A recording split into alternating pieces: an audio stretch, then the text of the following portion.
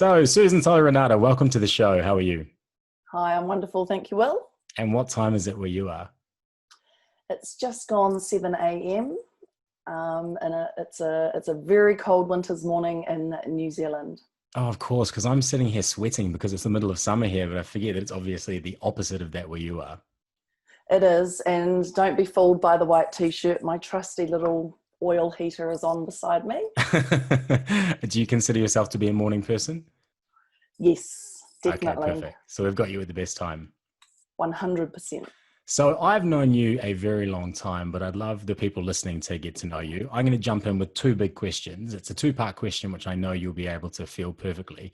And that is, when did you find your passion for fitness? And then how did you find yourself as the face and head of education and training for one of the biggest programs in the world, BodyPump? Wow. Yeah. How long have we got? No, I can actually shorten that right down. I remember my mother and her friend taking me to a jazzercise class at the local community hall, and I remember wearing my leotard because I was a gymnast, and I remember this room full of people. Probably there was a record player or something in the background. I remember the music. Gramophone. Something like that. And I remember us running around the room, which was probably the precursor to Body Attack. And something just switched in me, actually. And I thought, oh my goodness, I love this. You know, a lot of the movements were quite calisthenic-y. Mm-hmm. So it was an extension to, you know, my background in gymnastics. And so that was sort of, I was probably aged about 10, somewhere between 10 and 13. And not long after that, I joined the local gym. And if I can just put some kind of context around it, this would have been the late 80s when competitive aerobics was at its peak.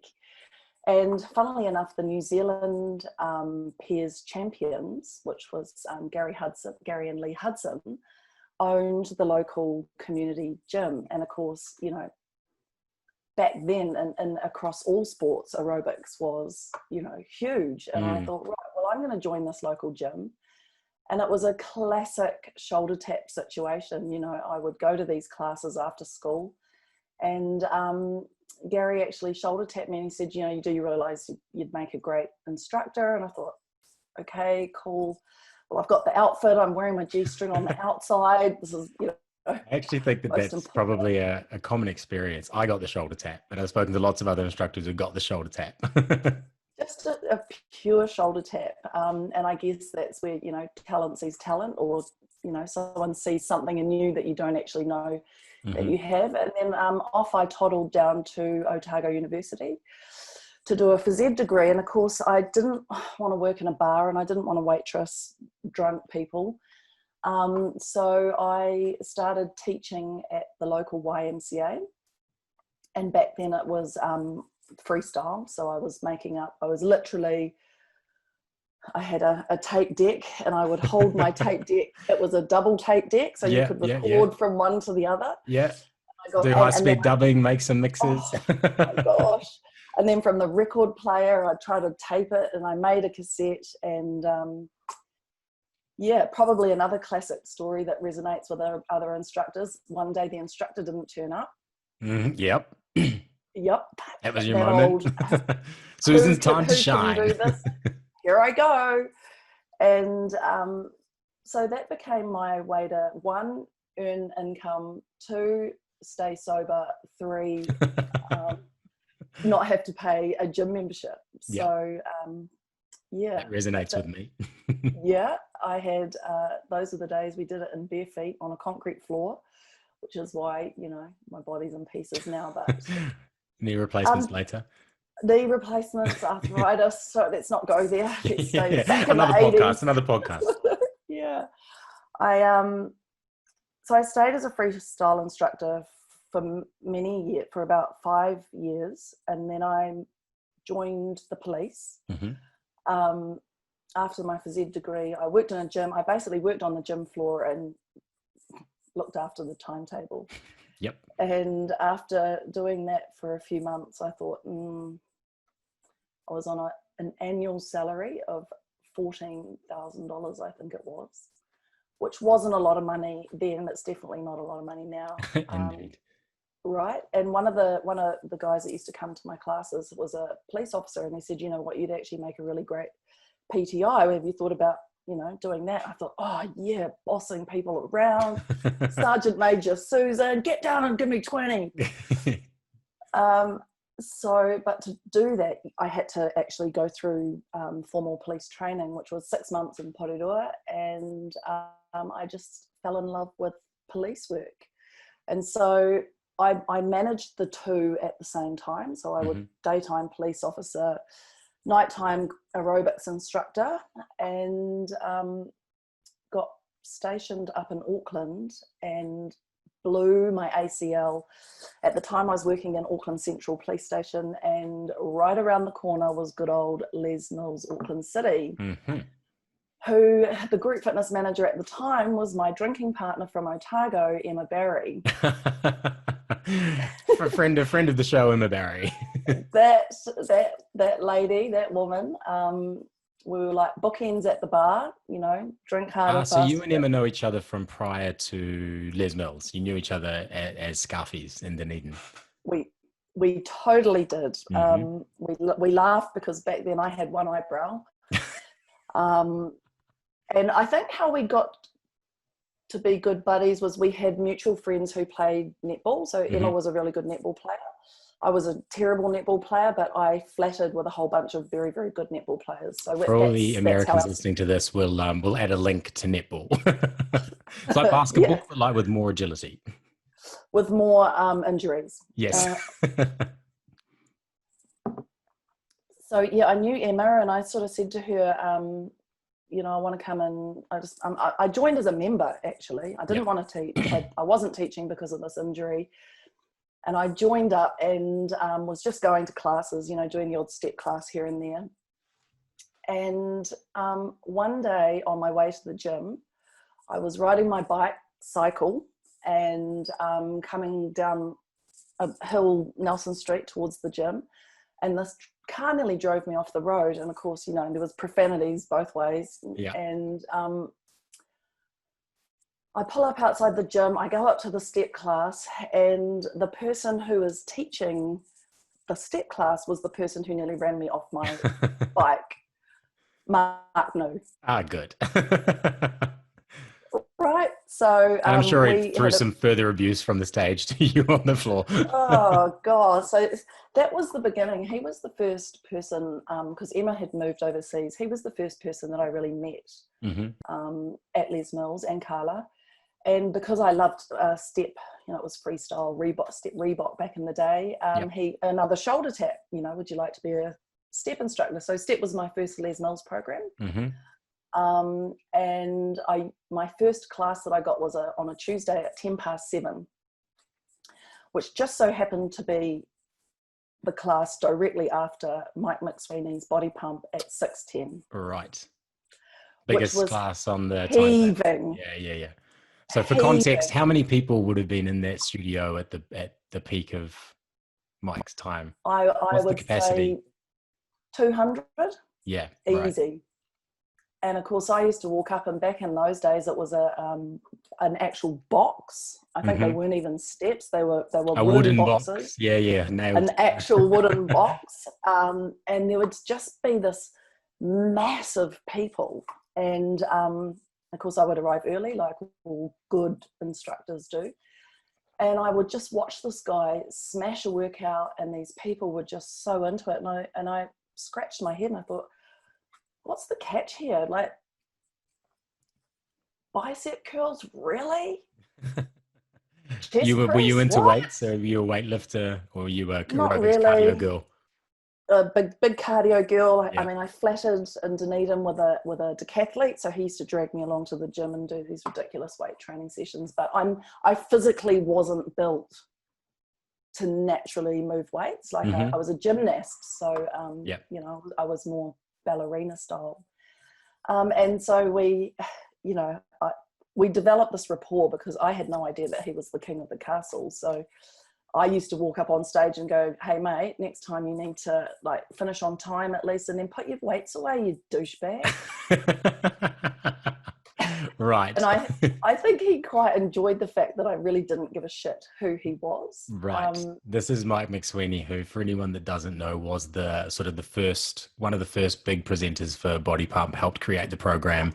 And for a long time, when BodyPump first existed on the world stage, was the face, the choreographer, the program director, the everything.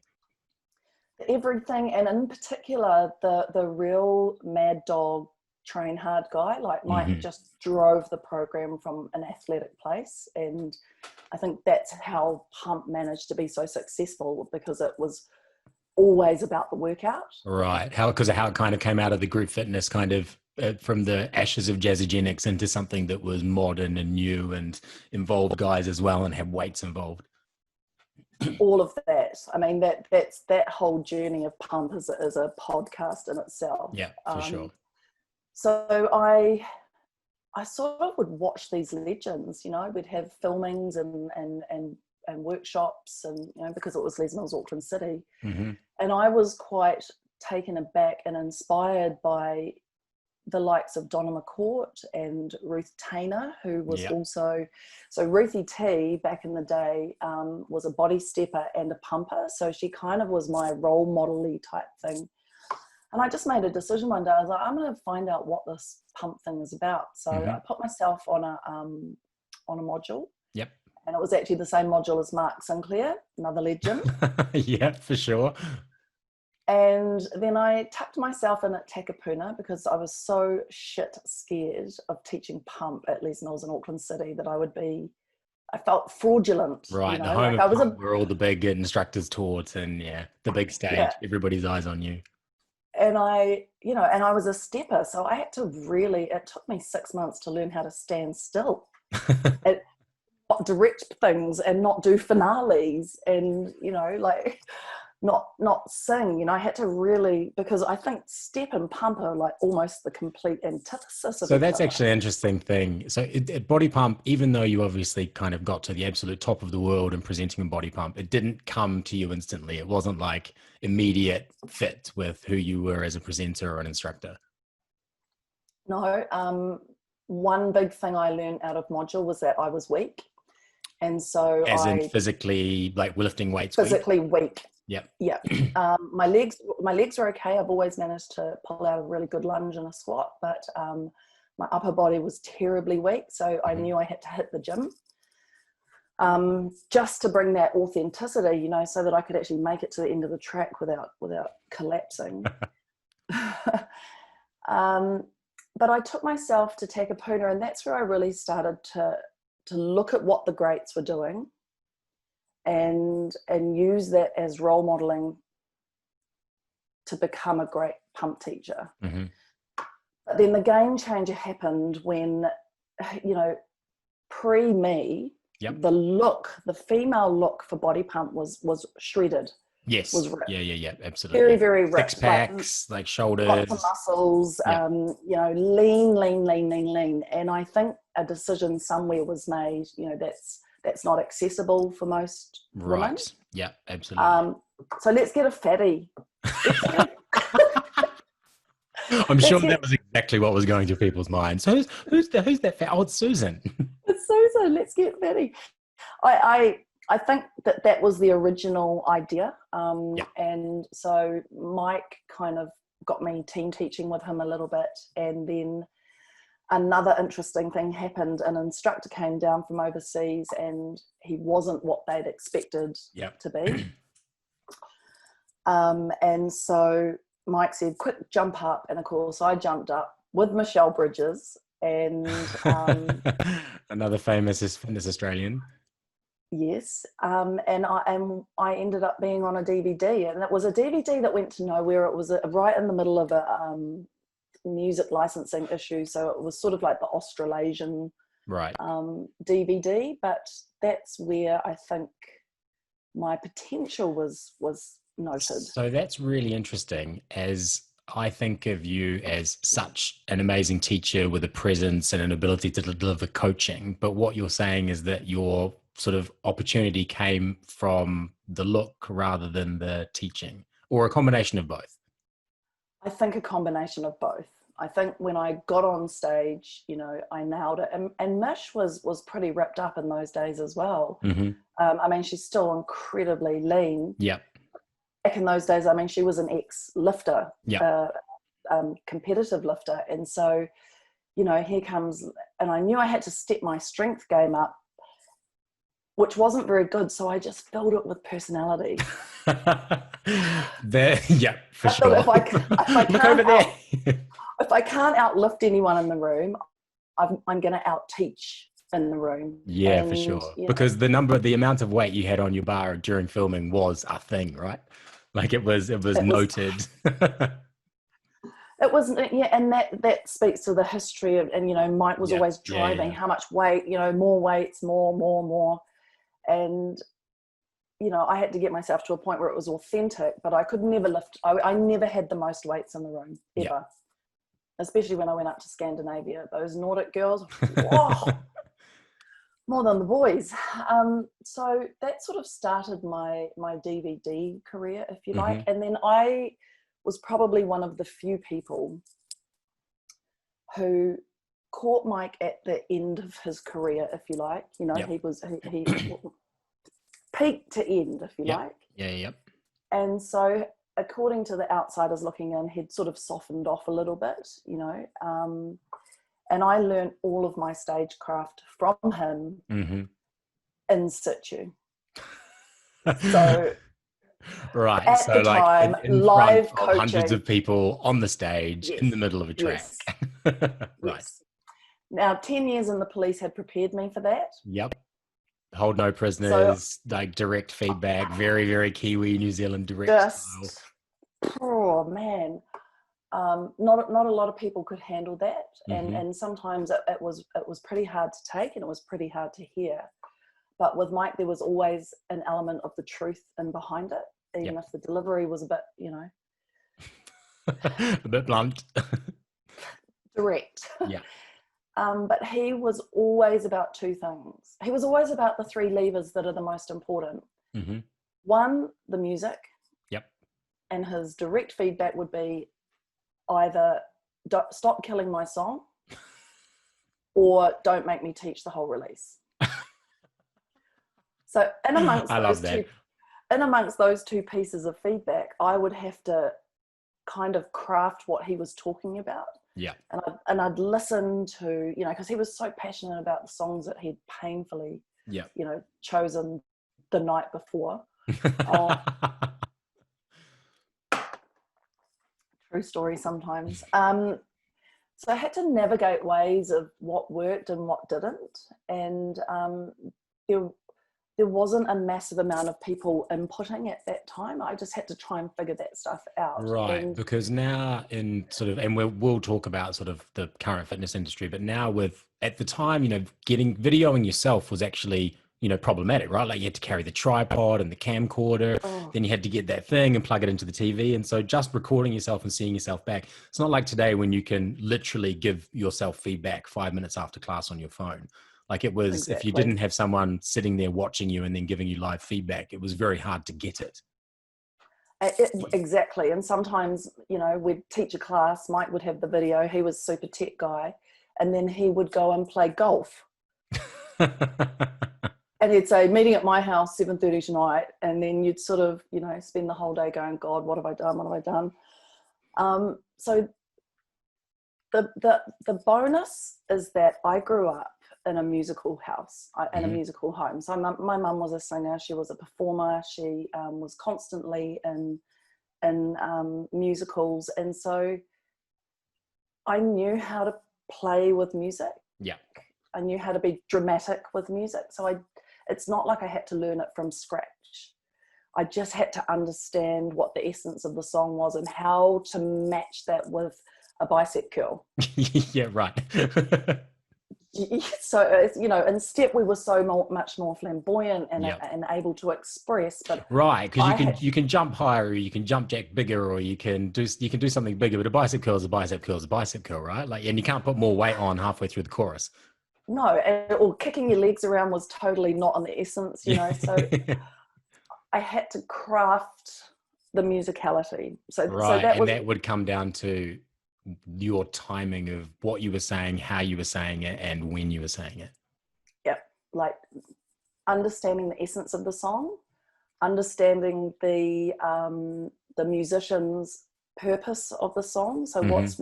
what's in the message of the music, and then just learning when to shut up. Yeah, let the music speak. Just let just shut up, stop speaking.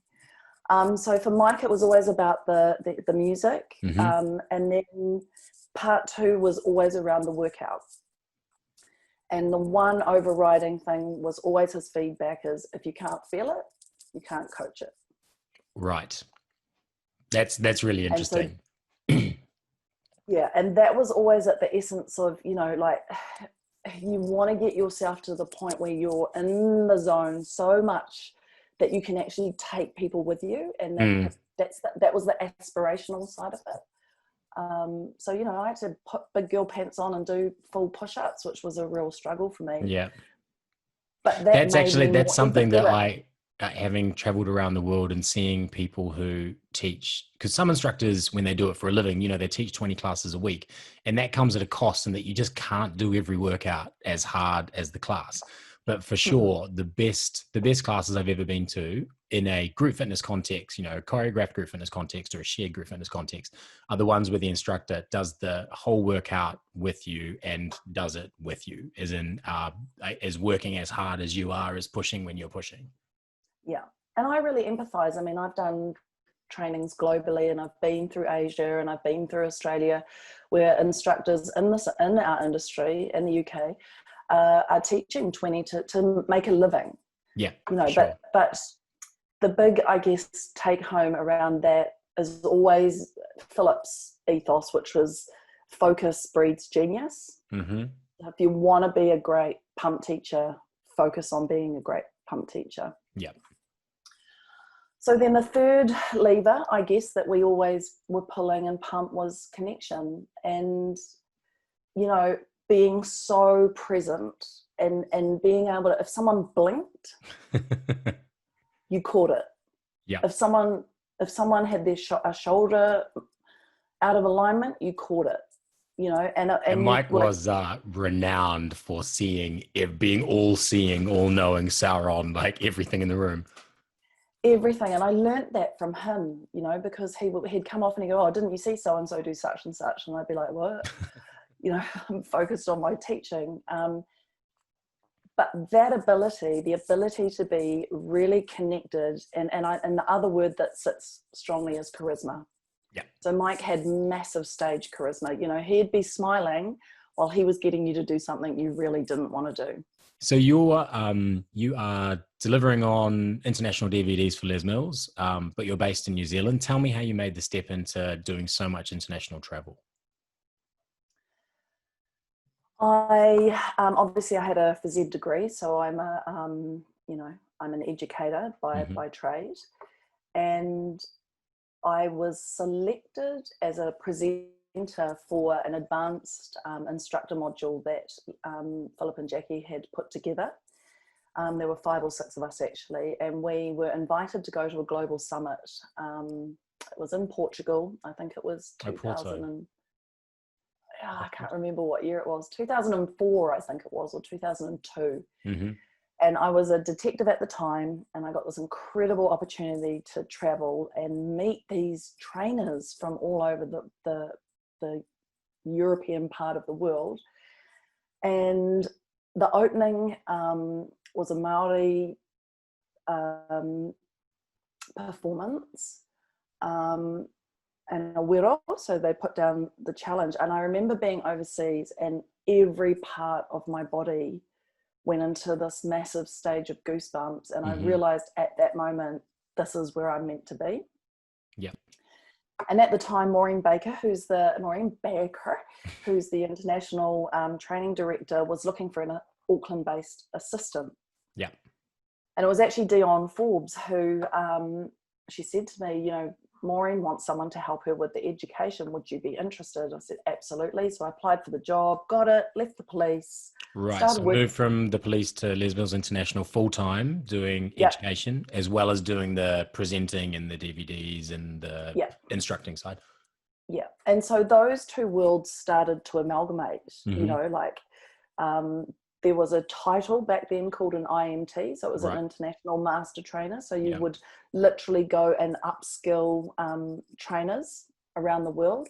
So I started doing a couple of those. I think Taiwan, which was where a lot of us, you know, in the early days, our foundation was set up there. And then I just started having a presence. And when you have a presence on the DVDs, people want to meet you live. What they didn't realize, that a lot of people didn't realize that what they got on the DVD was actually what they got in a live, situation. Yeah. And sometimes more, like F-bombs and yes. So you were one of the trainers. So when Les Mills and BTS sort of broke up in the mid 2000s, you were one of the trainers that went over and set up Les Mills USA and did a lot of the big sort of heavy lifting on the training then, right? Yep. 2005, we asked the agency, BTS, to cease and desist, and we basically set up a mini agency, and there were a bunch of Kiwis. We also had a Swede, a couple of Aussies, and we literally built a trainer team from 0 to 100 in 6 weeks. It was absolutely amazing. And so how did you do that? What were you looking for? Well, I knew what the boys were looking for.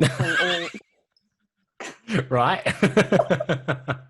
Here's my pics. Oh, here's the boys' pics. There was a lot of bosoms in those pics. Right. Yep. Well, we wanted to represent New Zealand. So I think the feedback and the conversation at the time from the Americans was, you know, how you do it in New Zealand, they don't like it over here. Like, you know, according to their guidelines, you're not allowed to do 4 clean and presses in a row. I remember all of this. Yeah, there were a lot of rules around it. Yeah, we went get stuffed. We're going to do 8. Which is interesting, isn't it? Because flash forward to, you know, the days of insanity and high intensity training, and like to think that there were rules around how many clean and presses you could do in a row in 2005, when now people are doing like everything that they're doing is just insane and crazy. Sort of pre-CrossFit, the level of regulation and rules around group fitness, I think that for those of us that have been around for long enough to remember it, like we knew it was there. But if you got into group fitness sort of in the last 10 years, I think you would be staggered by the restrictions that used to be in place in the States, especially. Yeah, keeping it safe, you know, which we challenged, and that was, you know, a big part of changing the world, which was one of our values. Yeah, we sent an email to every group fitness instructor that was teaching a Les Mills program in America. I think at the time it was in the thousands, like maybe 2,500 or something like that. And they got an email, and picture this: if you're a Les Mills instructor, you wake up one morning and this is the email you get. As of such and such a date, unless your club signs up with Les Mills USA, you will no longer be able to teach any Les Mills release. Ouch. So what we didn't anticipate, and what actually happened, was there was this instructor revolution. Right, yeah. So the instructors just went crazy, and they had to email us back to say, yes, I'm signing up with you, But of course the clubs had to sign up. Right, yeah. And so all these, if you can imagine, you know, all these predominantly females back then were harassing their club managers, saying, if you don't go for Les Mills, if you don't go for Les Mills, I'm not going to be able to wear my Les Mills BodyPump top, and I've got all these releases and da da da. And we didn't realize the power of our tribe until that time. Of the instructors. Of the instructors, yeah. It was just phenomenal. And so we then sent out a further email because we knew that there were a lot of people that had applied to be trainers and had been turned down. So we inherited the Canadians, so they automatically came across with us. So they were a team of about 30. And then we just sent an email out and said, if you want to be a trainer, apply, send us a Send us a VHS. Wow, that ages the process, video. doesn't it? And so while we were doing admin in the morning and stuff, me and the boys, it was then, there was Alani, Steve, Pete, Bevan, Yusuf. We would watch these videos in the evening and try to, and pick talent. So we all had our specialty programs, and we picked about 120 people. We invited them to Las Vegas, and we changed their lives in 3 days. We then sent them out, those that were successful, we sent them out. And if you can imagine, it was me at one end, Emma at the other. No one could understand a word that we said. Right, Kiwi accents. We were going 100 miles an hour. You're in, you're out, you're in, you're out, you're in, you're terrible, you're good. Like there was more tears in the strip than ever before. But we had a team, and we literally spent the next 3 months taking these guys out on trainings, teaching them the content, but teaching them delivery, teaching them the culture, and then generally getting them boozed at some point. Yeah, classic. So then you replicated that in sort of for the next, what would it be, decade? You spent a lot of that traveling around the world doing that sort of task for trainer teams all over the world, all over the Les Mills world. What is it that you remember most about that time when it comes to kind of the characteristics of a great instructor?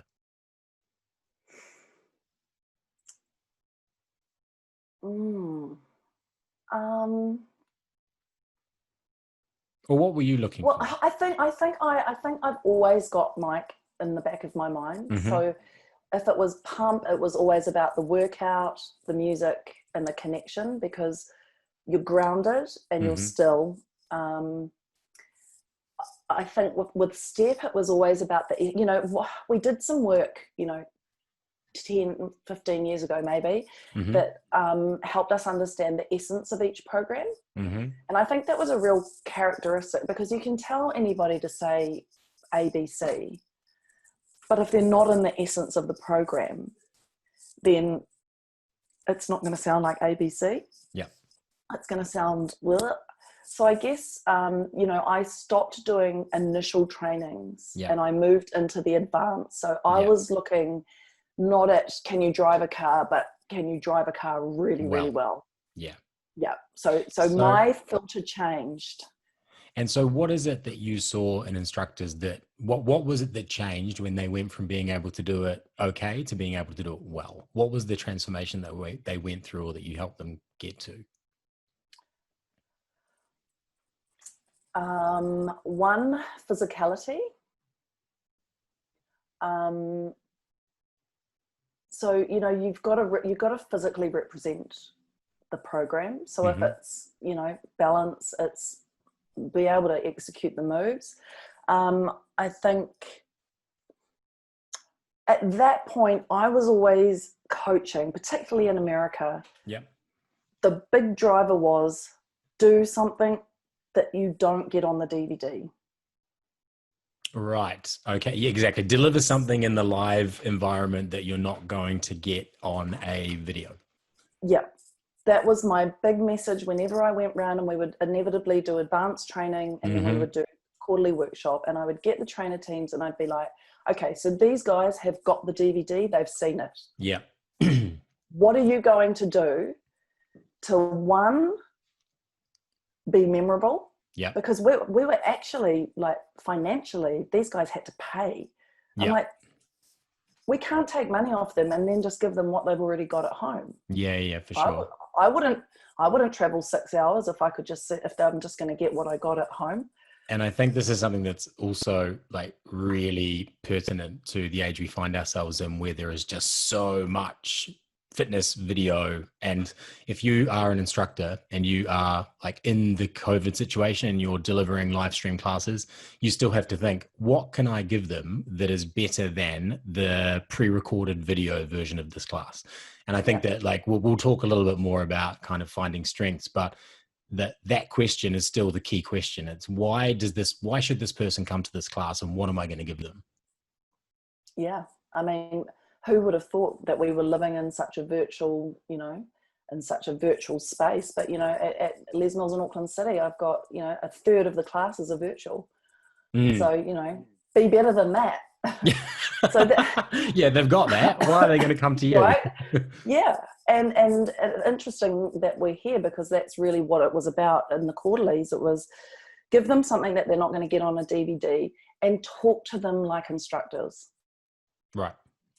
Like, hey, instructors, oh, this piece of music is like epic, teachers, when you're teaching, like give them a tip or give them sell the release, sell the workout.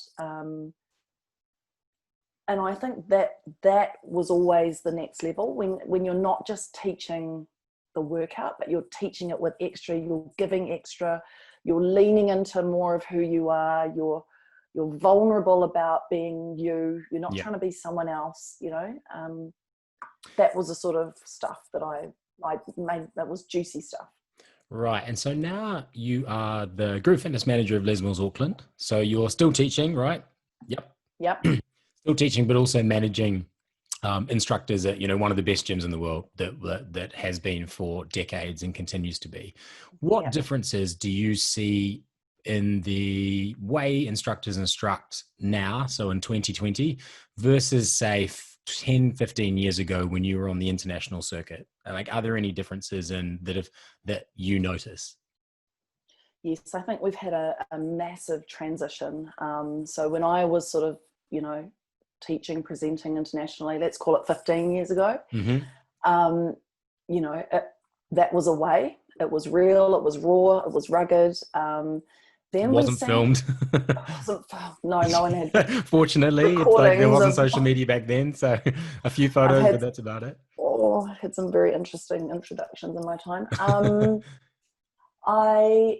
We've gone through this massive phase of coaching, right? And layer 1, layer 2, layer 3, we're coaching the coaches. Everyone's a coach, right? And we needed to do that because it brought some intelligence, some integrity, and some education, for people to understand what it was they were doing. Yeah.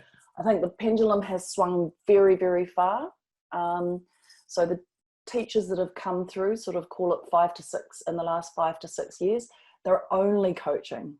Right. And when you say coaching, just for anyone who's not a Les Mills instructor, that means just delivering the workout, the what, the how, and the how you do it better. Yeah. So the fundamentals. Essentially the things that every instructor should do well in order to deliver a good workout, which are the building blocks, but aren't necessarily individual to that instructor, right? Like, it's kind of the stuff that every person could do if they learned how to do it well. That's right. It's like driving a car. Right, exactly. You got your driver's certificate. You can get, you can carry people in your car from A to B, and no one dies.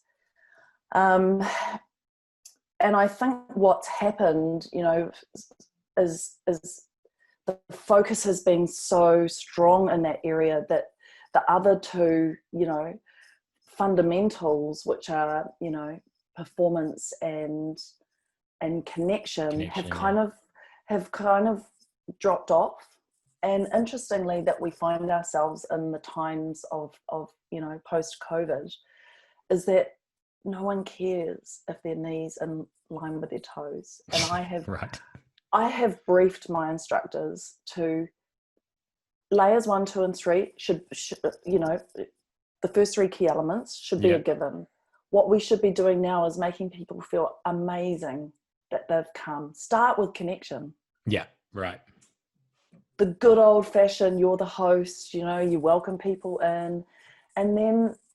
Because that was kind of, if I think back to when I started in 1999, 2000, it was personality plus, right? Like I got drawn in by charisma, And then throughout my career, I learned more skills, and I became very proud of being able to deliver those skills and to teach those skills to other people. But when I look back on it, like the people that I were drawn to were the ones that were just fucking funny and or exciting and unexpected and surprising, and that you enjoyed going to. And none of that had to do with like, I got a good workout because I was engaged in it, not because I was being coached in it. Yeah. Yeah. So that's exactly right. And so I think, you know, I always liken teaching to a pendulum, you know, so we've swung all this way over here. We're getting people safely. We're coaching them and educating them. But now I think, particularly post what we've been through, is we need to swing it back. We'll keep those skills, but start with the experience. You know, what do you want people to experience when they come in? And that's the blurry bit, because it's the unique you. Right. Know? You would welcome me into your home differently than how I would welcome someone into my home. So it's understanding who you are. And, you know, I've been trying to give my instructors permission to be that. Don't just do something crazy, you know, like, if you want to be remembered, do something memorable. Now, this kind of is a really nice segue into what I was really keen to talk to you about, which is some of the work you've been doing with your coaching business, and also like it aligns with all of the work you've done with instructors over the course of, you know, over a decade and a half. Is how does someone go about finding what is it about them that is unique and special? Like, how do you find your strength? I think we all know our strengths. I think we all have an innate sense of when we are coming from a place of authenticity. Yeah. And I think, you know, if you think about how you are when you're with your friends and your family, then that's probably who you are at your true self. And, you know, I've always been the class clown and, you know, a bit outrageous, and I always know that people like to talk to me about their problems, so I've got a big empathy driver. You know, I've done a lot of personal development work, so you know, that stuff really, really helps you to understand who you are and what your purpose is. It's worth just saying here that in the show notes, there's a handout that goes with this podcast that actually has a really good quiz for finding your strengths. So even if you're struggling to think of what they might be, Susan actually has provided us with a great free quiz that you can take and that will give you some results. Sorry to jump in, just letting people know that you're good. If they're struggling and they're thinking, oh, but I don't know what my strength is, that's okay. We can help you out with that. But back to you. Absolutely. And it was actually a test provided to me by my friend, Sean Hall. And when I did it, you know, I discovered my top 5, and each one of those was like, of course it is. Of course it is. You know, number 1, my character strength is humor. But it gave me some intelligence around why I'm the funny person. You know, it gave me context. You know, I've used it naturally to help lighten the mood, to help people see a different perspective, to, you know, sometimes just keep it real. I use it to connect people because we've all got shared funny stories. Yeah. So once I sort of understood what my top, and you just look at the top 5, you sort of go, oh, okay, that's why I do what I do. And the whole ethos and the well-being side of it is that if you're prepared to lean into your superpowers, if you are willing to be more of who you are, you're going to be far more engaged in what you do. And you'll be far more likely to, you know, rate your sort of personal satisfaction up high. So why wouldn't you do that? You know, I think there's an old story around, you know, you've got to work on your weaknesses. Right. Yeah. And I guess understanding what our, not even weakness, but what we're less strong in. So you know, if you're not a funny person, don't be funny. Yeah, don't try and be funny. Yeah, Don't try because and be funny. trying to make your weaknesses better is hard, right? Like I'm trying to learn French at the moment and it's a weakness and it's hard and I'm not really enjoying it. I'm sure I'll get there. But if you're constantly thinking about the stuff that you do wrong and trying to fix that, it can just suck the joy and engagement out of what you're doing. And Everything. at a cost of not leaning into the stuff that you really love. And I think that as instructors, we often compare ourselves to other people and think, or they're much more funny than me, or the way they execute that move is much better than me. And you try and sort of build up the areas that you feel you're deficient in, which like minimizes your joy and also doesn't allow you to step into your full self of what you're really good at. Absolutely. And you know, I guess it comes with age as you know, Yep, which we've both got. wisdom, you know, is just accepting what you are and accepting what you're not, but also looking to others and acknowledging their strengths. So kindness is not high for me. So if I want to do an act of kindness, sometimes I've got to turn to the people in my life who are really good at that stuff and go, Hmm. well, okay, so I'm thinking about doing this thing. How would you do it? You know, give me some ideas. But I don't beat myself up about that. You know, I think Absolutely. there's a authentic, you know, and what people are smart. Might be on stage and you might be faking it and whatever. People know when you're not being your true self, Yeah. Now more you than ever, know, right? Like when now more people than are ever. locked up. And so worth noting that Susan in New Zealand is relatively back to normal. I'm recording this podcast in London where we're not in lockdown, but parts of the UK are, and various parts of the States are kind of going back into it. So Susan's in the lucky position of being back teaching live. So you're kind of out the end of this. I'm sort of in the middle, and some people listening to this, who knows, if you're listening to this a little bit later, you may be back in lockdown and back teaching through the screen. But the stuff that we're talking about really does apply to in-person or teaching through a screen, kind of whatever you're doing, right? It's the connection that matters. I think you mentioned something that Dave, one of the other instructors, had said about like the reasons for coming back into the gym. Yeah. He said, you know, after we had a 8 week, I guess, Mm-hmm. you know, so he was doing on demand and workouts online. And he said, you know what, there's only two things that are going to get me back into the gym. And this is a very motivated, you Yeah. know, teacher. He said, one is the equipment, because I don't have the equipment at Right. home. And two is the instructor. But I want the instructor. You know, and he used me. He says, you know, when you stand on stage, I get all of you. I get he calls me the crazy cow, which I Yeah. am. He says, you know, I get the crazy cow, I get the comedian, but I'm not, I guess in context, I'm not a stand-up comic show. Yeah. Right? I don't get up there and it's not, you know, like Robin Williams. But if something's funny, I acknowledge it, Yeah. you know, and I don't feel pressured that I have to stay in this, you know, pump box the whole time. I'm literally just being myself on stage. And what, like, giving yourself the permission to be you, how does that impact your teaching? And when you have seen other instructors that you work with sort of unlock that, what does it change for them? Oh, I think a whole lot of pressure comes off. You know, Les Mills, Auckland City has been sort of the pod for talent, and there's a Hmm. lot of pressure on the instructors because the program directors are there. And, you know, I think when I see someone teaching not themselves, it just looks like a stressful experience. It looks Right. like it would be energy sucking, and also there's an emotional backdrop to that of disappointment, not being good enough. Right. And and you know, our members in particular have been exposed to some great teachers, Yeah. and they know when someone's just not being themselves. Yeah. And I think And everybody does, right? I think like yeah, that's where as humans, we're trained to, even if you don't necessarily particularly like a quality in a person, there's an amount of respect that comes just from acknowledging that someone's living in themselves and being authentic.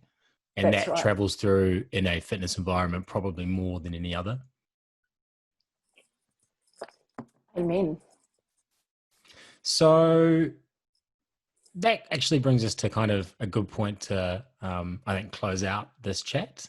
But before we do, I really like to understand from you, if you could give one piece of advice to an instructor that was listening to this. And so think of an instructor that is back teaching live, or maybe someone that is Zoom live streaming to their participants because they're in lockdown and they're not able to connect in person. What's one piece of advice from your years of training instructors that you would give them? Big question. And all of that, that's a positive side. Let me try to distill this down. I think I'll use my own personal experience. Yep. You know, when you're putting yourself out there and you're opening yourself up for feedback, always bring it back to why you are doing what you are doing. Mm-hmm. Why are you in the fitness industry?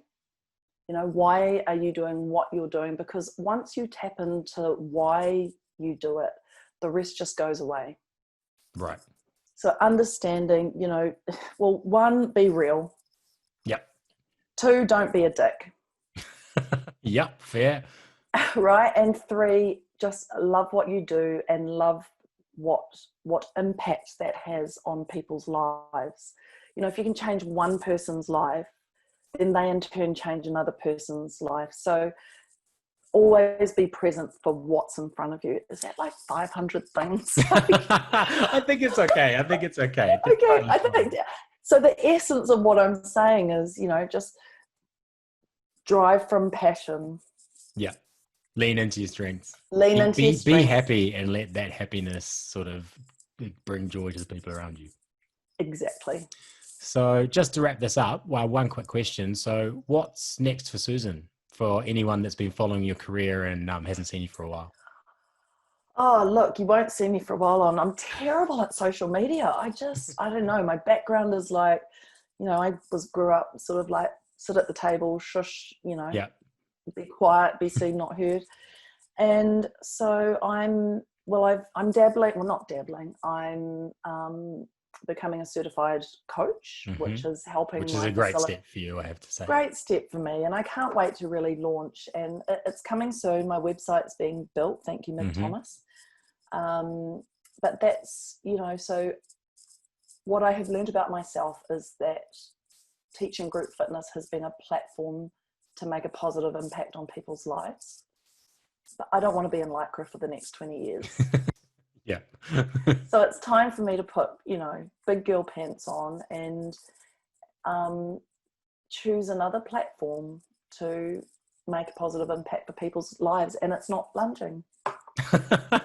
Well, thank you for that. I think that is a wonderful place for us to finish up. So Susan, thank you so much for coming on the show. It's been great to talk to you. And we will share the worksheet that we've created together with every listener so that they can kind of work through their own strengths and find out what they can lean into to bring more joy to their teaching. Good luck, you guys. You're amazing. Thank you, Will. Susan. Bye.